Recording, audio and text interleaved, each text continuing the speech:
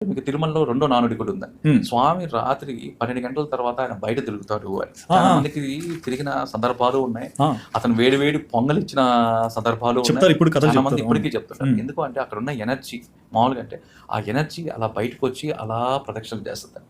ఆ ఎనర్జీ ఫార్మే కొంతమందికి అది దేవుడిలాగా కనిపిస్తది.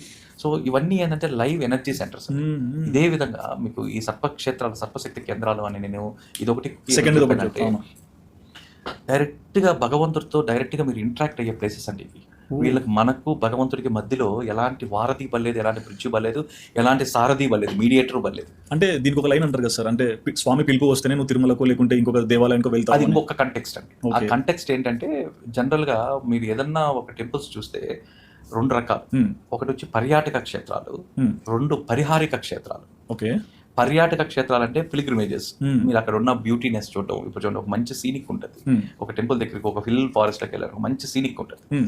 ఆ సీనిక్‌ని ఎంజాయ్ చేసి, ఆ బ్యూటీని ఎంజాయ్ చేసి మన ఇంటికి వచ్చేస్తాం. సో వాటికి ఏ నియమాలు లేవు, ఎలాంటివి లేవు. హ్మ్. కానీ పరిహారిక క్షేత్రాలు అంటే నాకేదైనా ప్రాబ్లమ్ ఉండి నేను పోయా. హ్మ్. ఆ ప్రాబ్లమ్ రికవరీ కావాలి అంటే ఆ ట్రీట్మెంట్ అనేది ఉంటుంది. అవును. ఆ ట్రీట్మెంట్ చేసుకునేటప్పుడు ఏంటి మీరు ఆ రూల్స్, ఆ నియమాలనేవి ఫాలో కావాలి. హ్మ్. నాకు పలాని వ్యాధి, పలానిది తగ్గాలనుకో